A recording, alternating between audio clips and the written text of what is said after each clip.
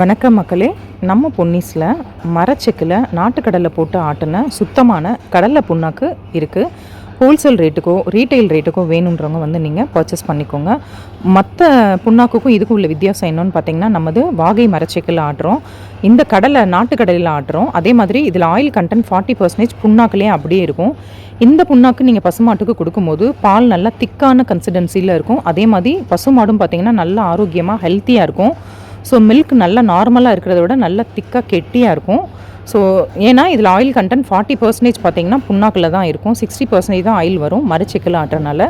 இந்த புண்ணாக்கு வேணுன்றவங்க நம்ம பொன்னிஸில் நீங்கள் டேரெக்டாகவோ இல்லை வாட்ஸ்அப்லேயோ நீங்கள் ஆர்டர் பண்ணி பர்ச்சேஸ் பண்ணிக்கோங்க. நன்றி மக்களே.